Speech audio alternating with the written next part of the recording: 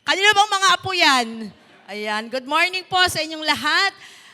Dalangin ko po na lahat po tayo ay nasa mabuting kalagayan. At anuman po ang ating pong pinagdadaanan, you can be assured that the Lord will be with you. Amen. Hallelujah. Hayaan niyo po, nabasahin ko po ang atin pong gagamitin text sa kabuuan ng atin pong mensahe. It is from Timothy, 1 Timothy chapter 6, verses 11 to 16. But you, man of God, flee from all this and pursue righteousness, godliness, faith, love, endurance, and, of course, gentleness. Fight the good fight of the faith. Take hold of the eternal life to which you were called when you made your good confession in the presence of many witnesses. In the sight of God, who gives life to everything, and of Christ Jesus, who, while testifying before Pontius Pilate, made the good confession. I charge you to keep this command without spot or blame until the appearing of our Lord Jesus Christ, which God will bring about in His own time. God, the blessed and only ruler, the King of kings and Lord of lords, who alone is immortal and who lives in an approachable light, whom no one has seen or can see. To Him be the honor and might forever. Amen. Hallelujah. May I request everyone to please rise para po tayo ay manalangin. Hallelujah. Father, we honor you, we bless you, we glorify you.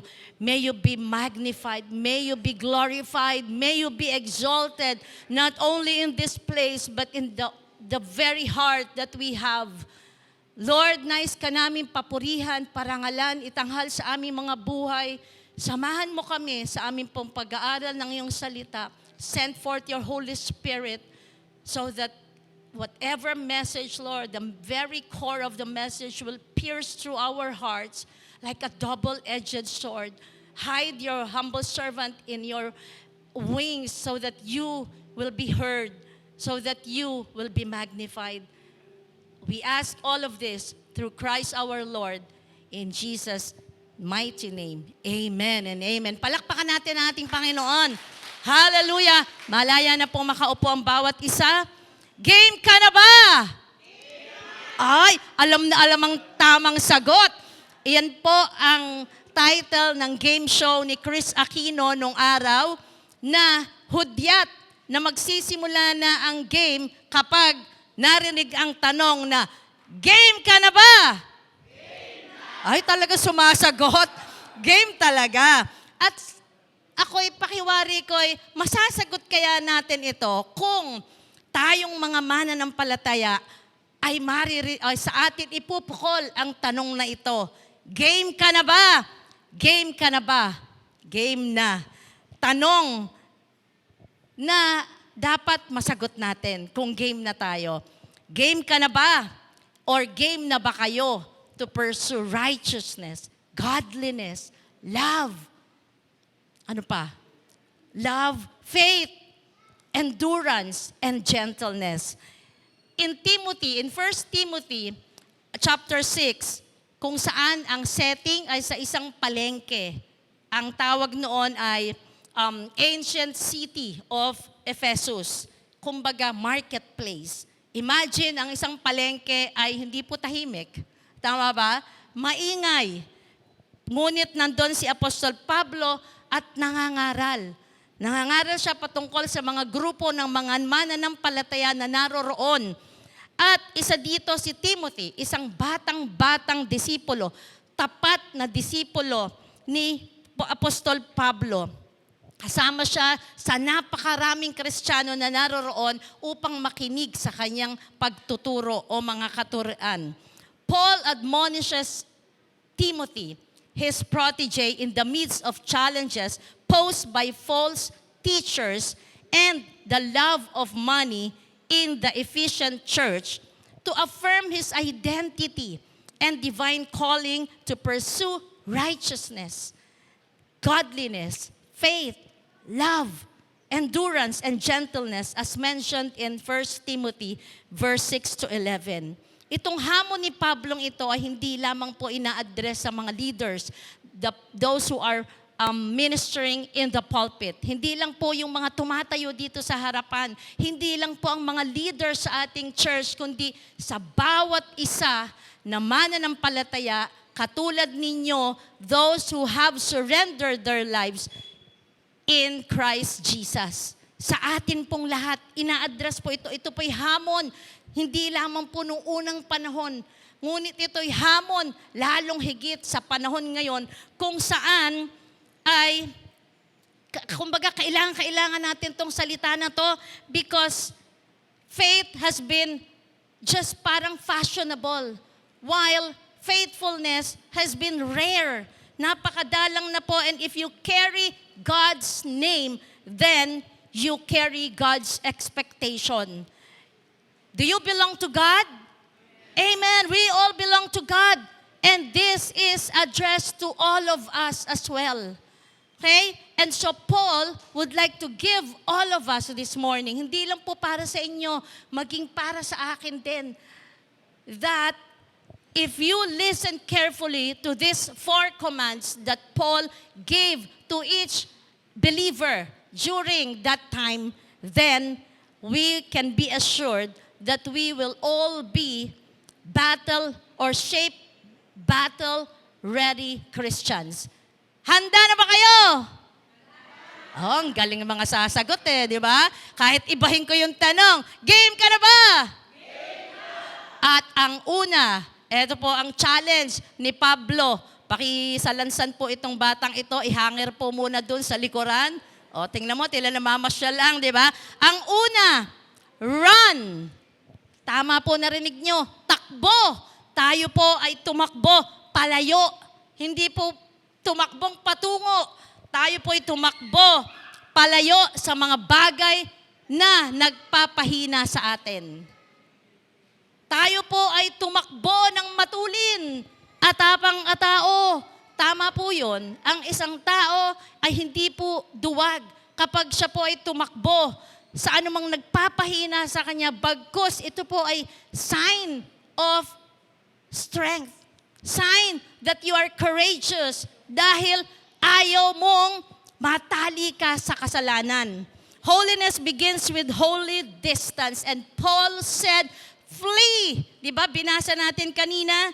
Ang sabi po dito sa verse 5, the good faith. Sorry hindi ko makita. Flee from sins. Okay? Tayo po'y lumayo, tumakbong palayo, and hindi po ito pwedeng ipagpaliban. This is an urgent command. Lumayo tayo sa mga tukso na hindi natin kayang i-manage. Hindi natin kayang matanggihan. Di ba? Kaya nga sinabing tukso, layuan mo ako. Pero ang hirap kapag hindi natin napaglabanan. You must escape temptations. There are sins that you cannot reason with, which will eventually dull your spirit. Kung dati ang talas ng iyong dila sa pagsasalita ng mga verses, maaaring maging mapurol kung ikaw ay nagpatukso. Maaaring ikaw ay nakakapag-discern ng mga bagay na makasasama sa iyo. But, kapag ikaw ay nagpatukso, maaaring pumurol ang iyong discernment. At hindi mo na malaman kung ano yung tama, kung ano yung mali. Dahil nandun ka na, nalublob ka na. God is telling you to protect your calling. Yes, lahat po tayo may calling, may panawagan para sa ating Panginoon. You being a child of God. Amen? Are you a child of God?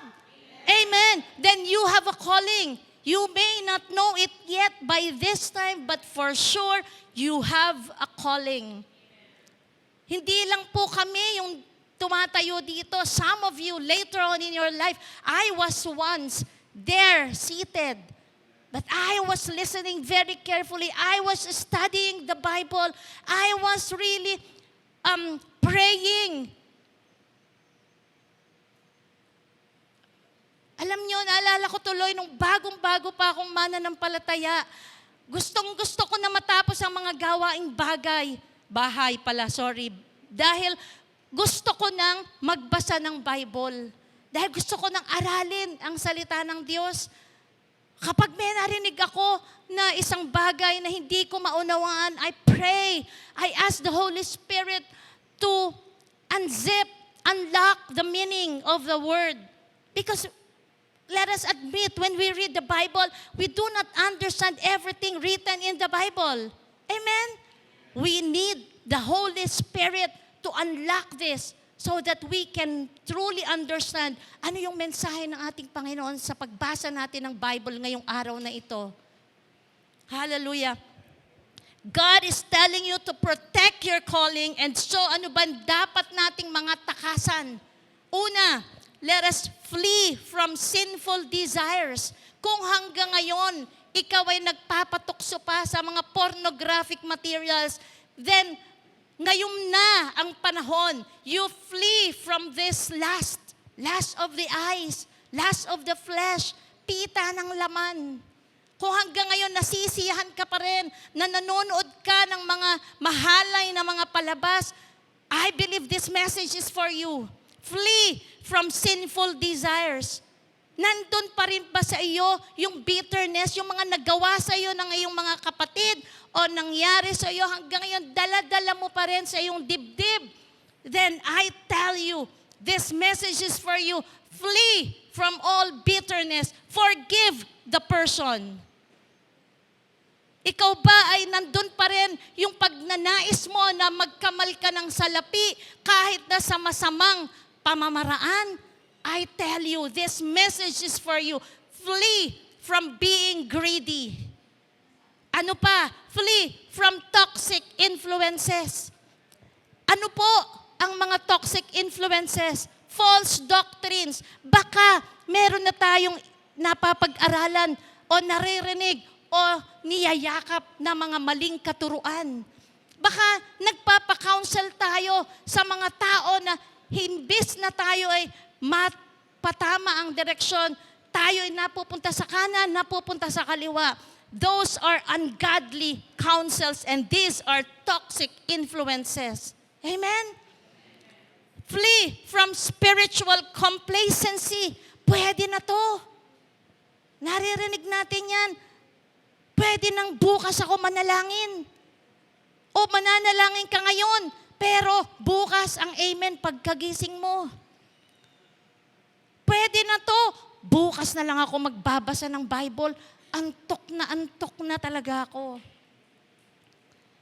Sa isang linggo na lang ako mag-church. Kasi hindi maganda yung panahon. Bigla na lang umaambon. Hindi ako mag-church ngayon. Masama ang pakiramdam ko. Lalong sasama pakiramdam mo pag di ka nagsimba. I tell you. Alam niyo ba, paggising ko pa lang kaninang umaga, I am not feeling well. Hindi ko to sinasabi kay Kap, pero parang nanghihina ako. Para akong nahihilong, hindi ko maintindihan. Hindi naman ako pwedeng magbuntis.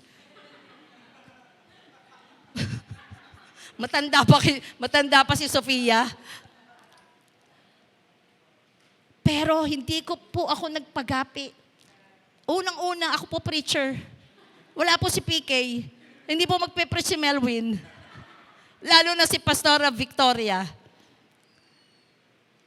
And then, when I came to church, ako po nagli-lead ng prayer. Ang sabi ko po kay Pastora Melwin, you lead the prayer. I need to be prayed for. And there are times na darating sa ating buhay na kailangan natin ng panalangin. Huwag po kayong mahihiyang magsabi. Huwag po kayong mahihiyang magsabi, I need your prayers right now. We were speaking in tongues. Pero nag-speak in tongues pa lang kami, umiiyak na ako. Hindi pala, naiiyak na ako. Ayoko pong tumululuha ko kasi meron po akong nilagay sa mata ko, baka sayang naman. Di ba? Piniit ko po. Pero alam ni Lord ang damdamin ng puso ko. And you know what? After praying, para akong na-relieve. Nawala po yung pananamlay, yung parang bigat ng katawan. Sumigla po ako, and you can just imagine, kung ako po'y walang masama pakiramdam ko, magpipreach ba ako ng ganito, ka-hyper? Di ba?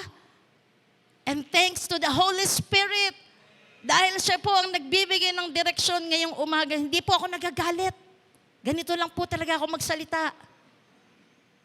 Malakas ang boses. Hallelujah. Genesis 39 verse 12, alam po natin ang istorya ni Joseph. Si Joseph po na kung saan siya yung naging tagapamahala ng kabanang yaman ng buong Ehipto. He was tempted by the wife of Potiphar. Pero hindi po siya nagpagapi. Hindi po siya nagpatukso. Instead, anong ginawa niya? He fled from the temptation. Siya po ay tumakbo palayo sa tukso. Thank you po. Kailangan ko yan. He fled from the temptation. Joseph did not negotiate with the temptation. Hindi naman malalaman. At palay na nga yung lumalapit. Di ba? Sabi nga natin, palay na yung lumalapit, tatanggihan mo pa ba? Tanggihan mo. Dahil immoral yun. You can't fight the enemy if you keep on flirting with the enemy. Nagpapatukso ka eh. Nagpapalandi ka. Sorry sa salita, pero iyon po yun. Sin is like living. Ang kasalanan daw po is like parang nasa loob ka ng isang bahay na may gas leak. Yung po bang may leak yung, alam niyo na yun, gas leak. Hindi ko matagalog. May singaw. Yung gas ng kalan. May singaw. Ayun, thank you po. May singaw. Wisdom will tell you that, a single spark may cause the whole house to bomba. Di ba? Sumabog. Wisdom will tell you to move out of the house immediately. Hindi yung, dito muna ako, hindi naman siguro sasabog yan. Di ba? Pero amoy na amoy mo na yung gas. Hallelujah. Wisdom will tell you to go out of the house. A battle-ready Christian understands this. Survival is not victory. Faithfulness is. If we remain faithful to our calling, faithful to God, then I guess, at hindi guess, sigurado ako, the most courageous step is to step away from any temptation. Amen? Number 2, pursue righteousness. Kanina pa natin pinapaulit-ulit in verse 11. Pursue righteousness, godliness, faith, love, endurance, and gentleness. Ang point number 1 is to run away. But this time, ito is to run towards. Papunta. Pursuit. In pursuit of something. When we say in pursuit of something, meron tayong tina-target. We are working on something. Anong pinapursue mo? Meaning it should be intentional. Intentional tayo. Kung gusto mong makatapos ang pag-aral, you're pursuing an education, meron kang minimithi. And it requires you to act. Iba yung humahabol ka sa tumatakas ka. Tama? When you run away, tumakas ka. Pero when you run towards, you are chasing something. Ikaw ay merong pinapursue. And you need effort. You need direction. You need discipline. Amen? It means praying even no one knows about it. No one is seeing you. It means obeying God even if no one is asking you to do so. Even if no one is asking you to do so.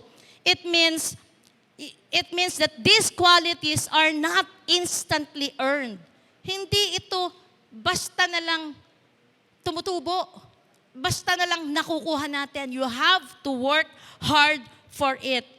They are shaped consistency and refined by submission to the Spirit. Consistent kang nananalangin. Consistent kang nagbabasa ng Bible. Consistent kang nag-a-attend every Sunday so that you may increase your wisdom. Your relationship with God will deepen. Lalalim ang iyong relasyon at iyong pagkakilala sa ating Panginoon. Amen? Hallelujah. Huwag kang mag-expect. Parang ganito daw po. Ang spiritual growth ay para pong pagtatanim. It's like gardening. Huwag kang mag-expect na aani ka kung hindi ka naman nagko-cultivate.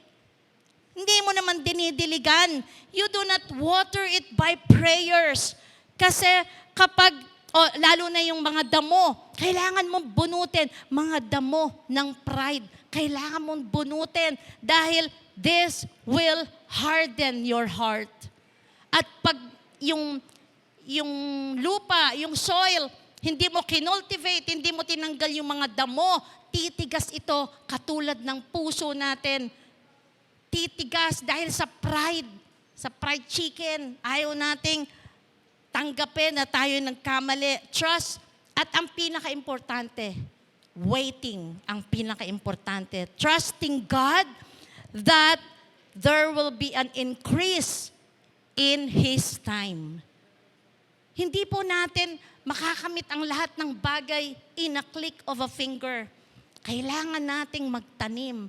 Kailangan nating magbasa. Kailangan nating makinig. Kailangan nating mag-join. Kailangan nating lumago sa ating pananampalataya. Kung gusto mong maging singer o backup singer o song leader, kailangan mong mag-practice. Kailangan mo ng constant practice. Hindi pwedeng gusto mo, singer ka kagad, hindi ka naman nag-a-attend ng mga trainings. Kailangan mo ring mapuspos ng banal na Espiritu so that the Holy Spirit will guide you. It will not be coming from your own strength, from your own talent, but through the guidance of the Holy Spirit. Hallelujah. A battle-ready Christian understands that what you chase eventually shapes you. Anong mga pinagkakaabalahan mo? Anong pinagkakaubusan ng umuubos sa oras mo?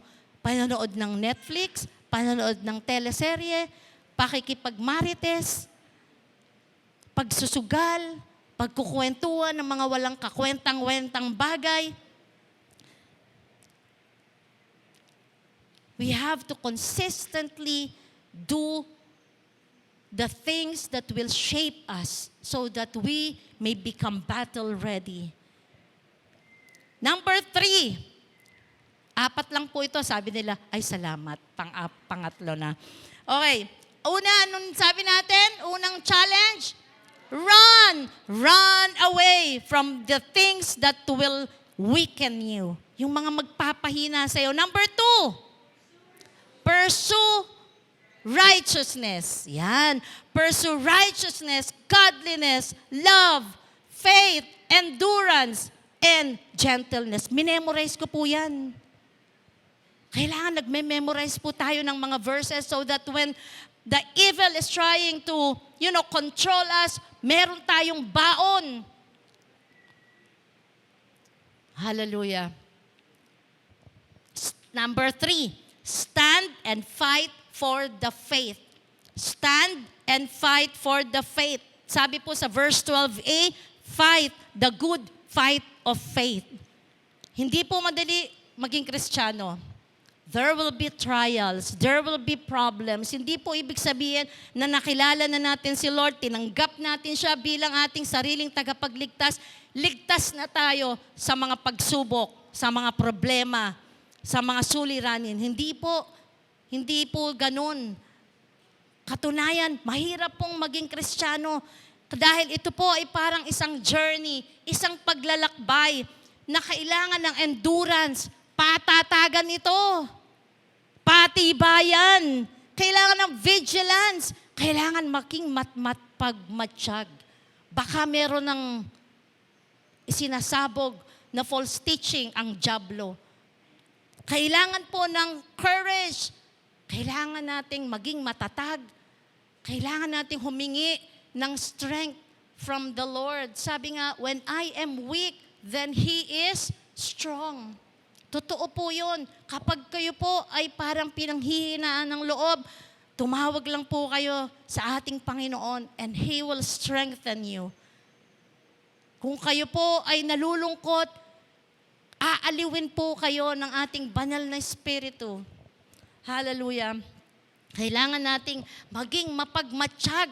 Baka meron ng idinidikdik ang dyablo ng mga false teaching sa atin. Pwede ka namang uminom. Di ka naman nakikipag-away eh. Pwede ka namang hindi magsimba kasi may reunion kayo. Minsan lang reunion, ang simba naman linggo-linggo. Yan tayo, di ba? Pwede ka namang hindi mo na magbasa ng Bible ngayon. Andiyan naman ang Bible. Lagi nandyan yan. Hindi yan mauubos. Pwedeng bukas ka naman nalangin. Okay ka naman. Wala ka namang sakit. Di ba? Sometimes we are like that. Sometimes we do that. Kaya hindi po dapat tayo maging complacent. Let us always be on guard. Kung meron pong isang katuruan na ating narinig, ang sabi po ni Susan Roses, wag na wag mahihiyang. Ayan tayo, pag mga ganyan, alam nyo eh. Di ba? Wag kang mahihiyang magtanong, sabi rin ni Coco. Huwag kang mahihiyang magtanong sa mga leaders ng church, sa mga pastor. Although we do not know everything, but we can at least study together. We can find out and pray about it. And the Lord will eventually enlighten us. The Holy Spirit will enlighten us kung anong ibig sabihin. So that we'll find the truth. Hindi tayo magiging parang isang papel na bangka na pag nilagay sa tubig ay dadalhin kung saan-saan. If we know the truth, hindi tayo madaling matatangay ng agos. Hindi tayo madaling maniniwala sa maling katuruan. Fighting the good fight of faith does not mean na palagi tayong nakikipag-away para mapatunayan na tayo yung tama. Hindi po ganon. Sa katunayan, hindi naman po talaga dapat pinag-aawayan ang salita ng Diyos. Kung ayaw nilang maniwala, so be it. For as long as you know the truth. Amen? For as long as you know where we stand as a church. Alam nyo kung ano yung prinsipyo na tinatayuan natin bilang isang simbahan. Kapag sinabi nila, uy, pwede na yan, pwede kang hindi magsimba, hindi naman magagalit si pastora. Oo, hindi naman magagalit talaga si pastora dahil ang pag-attend natin sa simbahan ay hindi po pilitan. Meron bang pumilit sa inyo dito na magsimba ngayon? Ay, wala. Ibig sabihin, wala. Diba? We came here because we believe that we will become blessed when we go to church and that this is part of being a son of God. Hindi obligasyon, kusang loob. Kanina nagbigay tayo ng ating ikapo at handog. Meron bang pumilit sa inyo? Pinilit ba kayo ni Pastor Paulo, ni PL na magbigay? Hindi. Yun ay pagbibigay ng kusang loob because of the love that you have for God. Nire-reciprocate lang natin yung pagmamahal ng ating Diyos sa atin. We give because God first loved us. And so we are just returning to Him the love na binigay niya sa atin. Kapag meron pong nagsasabi na ganito dapat, hindi ganyan, mali kayo, hayaan niyo sila. But we have to guard our doctrine. Bantayan natin ang doctrine, protect our integrity, and let us refuse to surrender ground, the ground God has entrusted to us. Amen?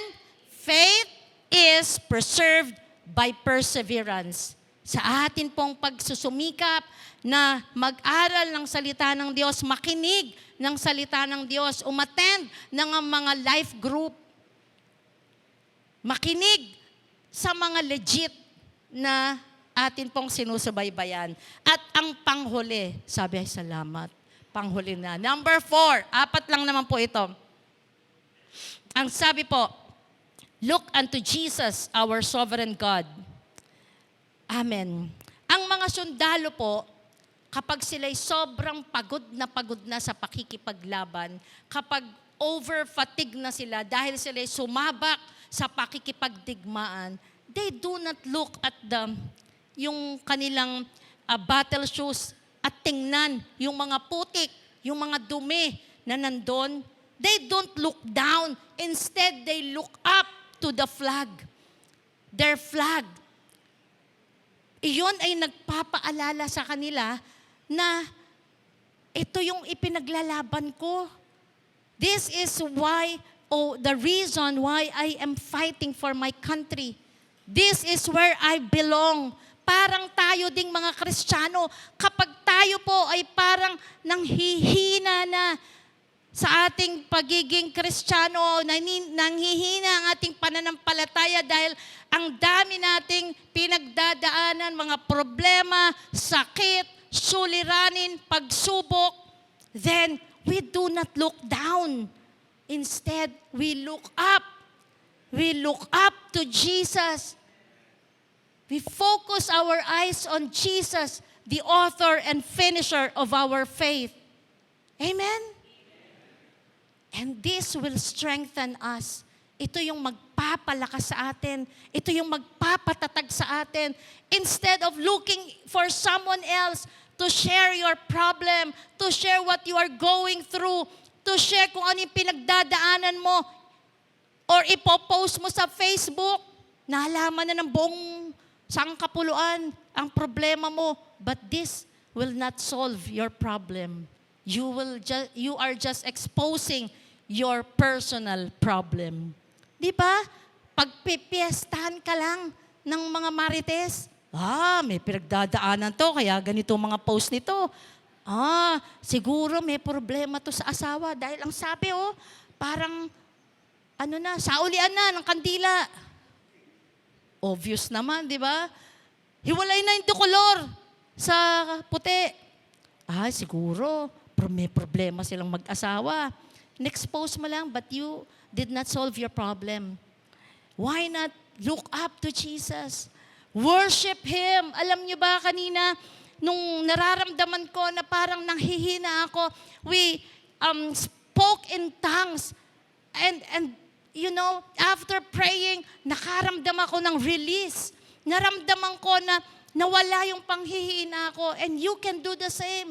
You can sing praises to God. You can, say when you worship, it's like saying who God is in your life.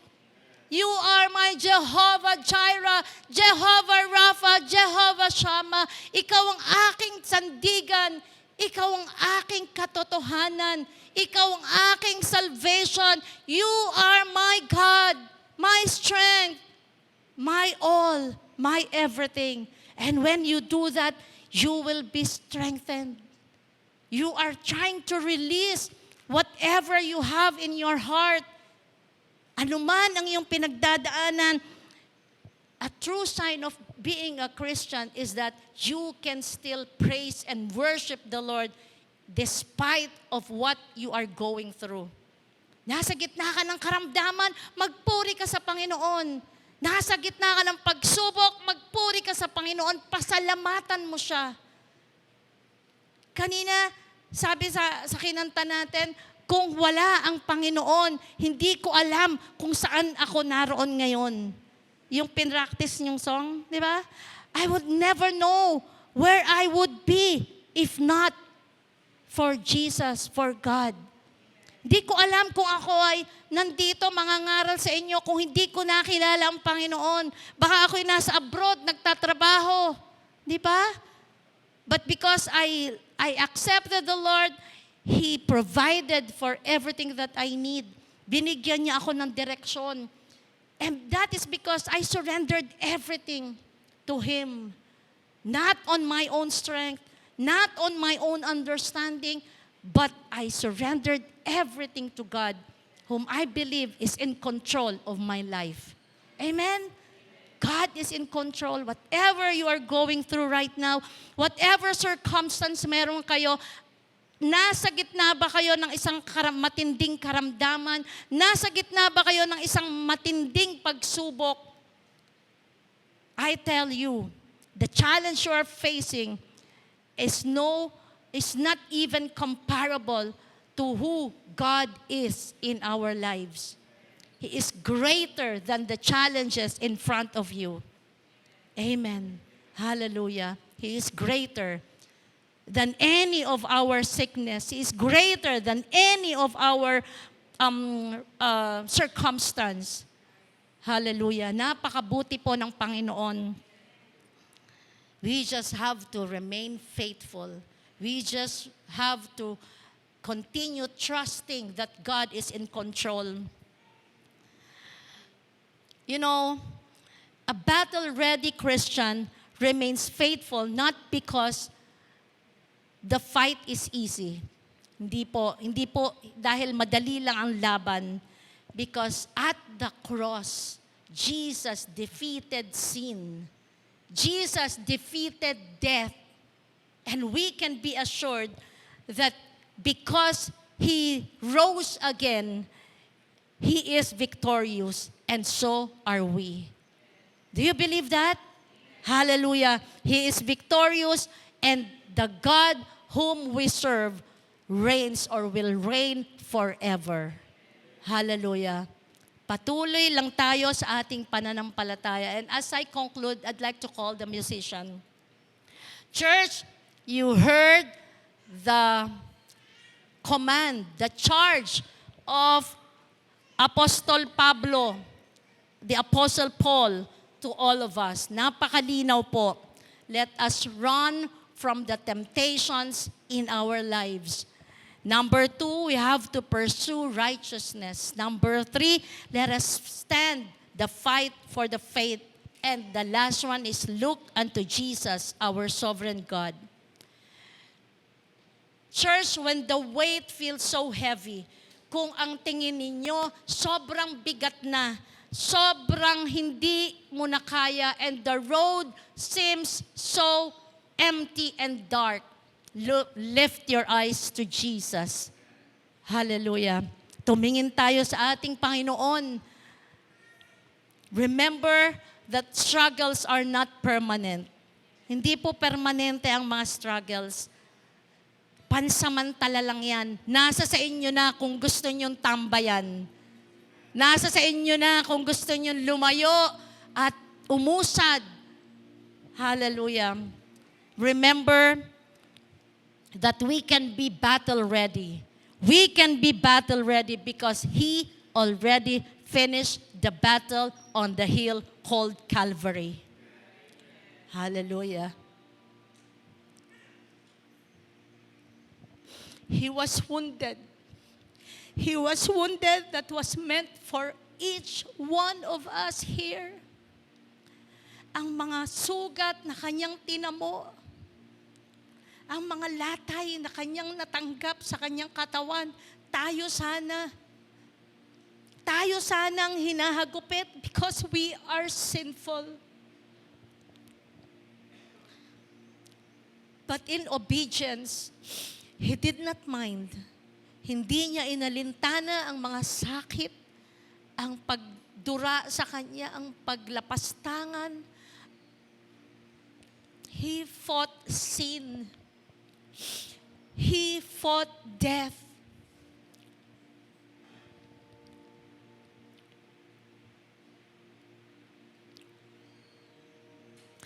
He fought death because He loves us.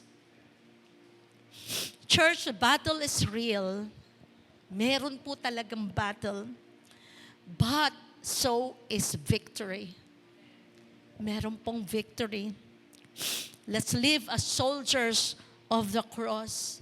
Battle ready, unshakable, and full of hope. The hope that God is in control. That God has already finished the battle. Hallelujah. Let us stand.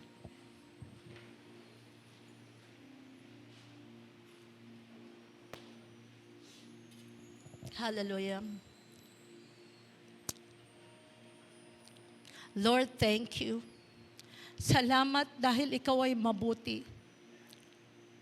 Salamat dahil inako mo na lahat ng sakit, lahat ng sugat, lahat ng hagupit, lahat ng pagkukutya na kami ay dapat na tumanggap. But you did it. You received every pain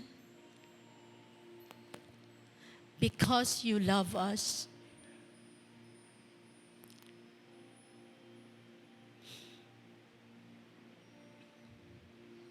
Thank you for dying on the cross on our behalf so that we can have everlasting life. Thank you for the blood that was shed on the cross. Thank you that you rose again. Thank you that you did not remain on the cross, because that is a sign that you are victorious. That is a sign that we can all become conquerors. Salamat sa iyong pagmamahal. Salamat sa iyong walang sawang pagmamahal sa bawat isa sa amin. Tulungan mo nga kami, Panginoon, na sa tuwina kapag kami po'y tinutukso ng kalaban, tulungan mo kami na tumakbo palayo sa mga tukso, tumakbo palayo sa mga maling katuruan, tumakbo palayo sa anumang mga bagay na makapagpapahina sa aming pananampalataya sa iyo. Help us to consistently pursue righteousness. Pursue righteousness, godliness, faith, love, endurance, and gentleness. Hallelujah. Let us always have that faith.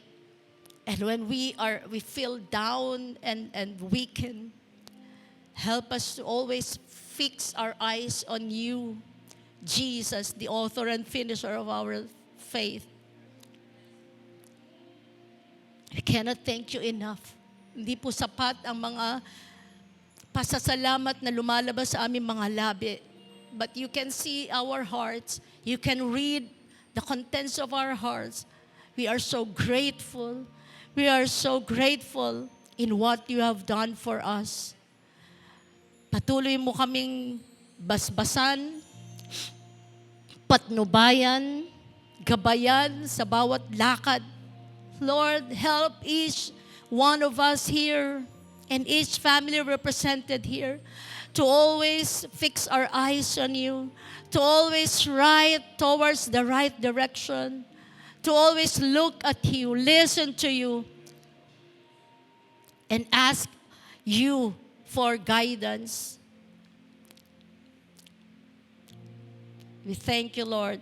We give you all glory and honor in Jesus' name, and everybody say, Amen. Amen. Palakpakan natin ating Panginoon.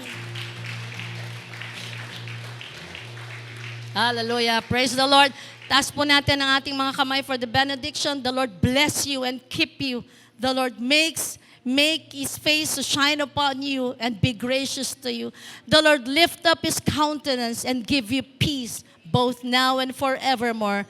And all will say, Amen. Amen. Hallelujah. Hallelujah. Praise the Lord. Hallelujah. Thank you, Lord. Jesus. Hallelujah. Amen, amen, hallelujah.